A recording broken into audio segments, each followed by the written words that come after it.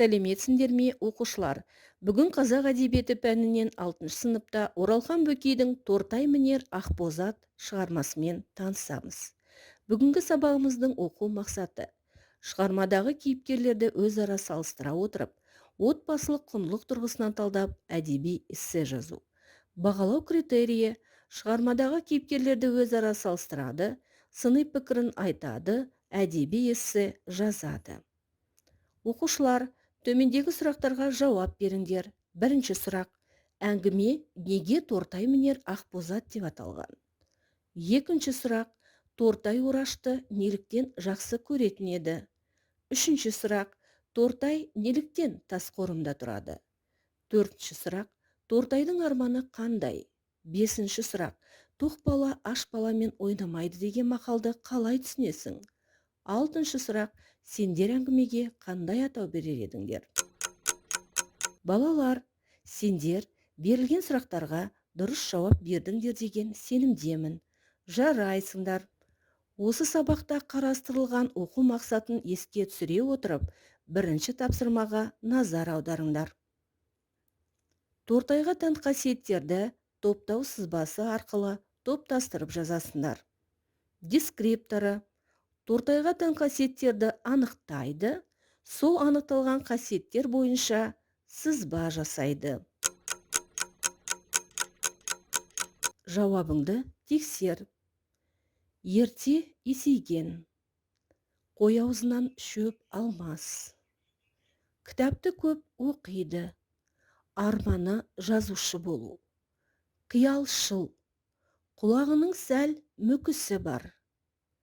Бала болып көп ойнамайды, жасқаншақ, ауыл малын бағатын жетім бала.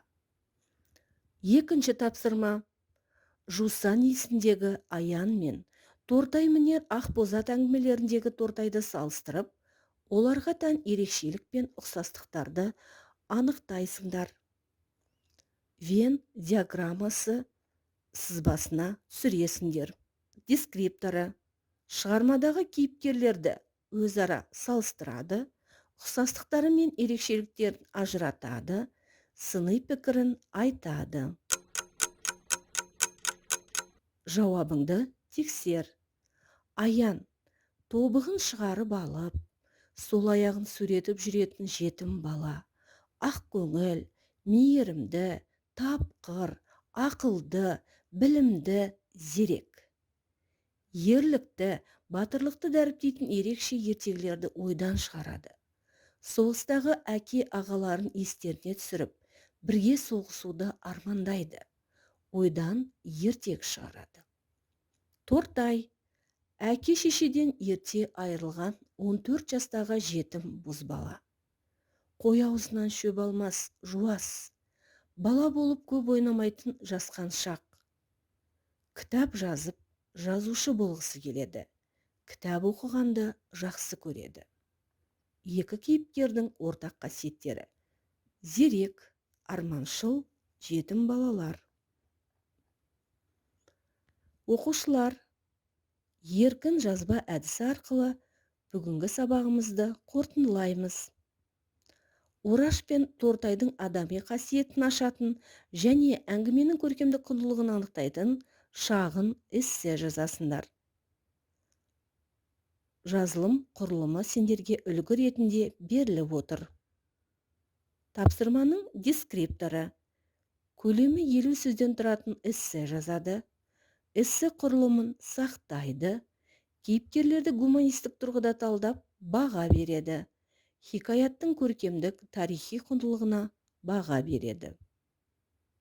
Сабақтың басында талданған бағалау критерияларын еске түсіріп, өздерің оқу әрекетіне ауызша рефлексия жасаңдар.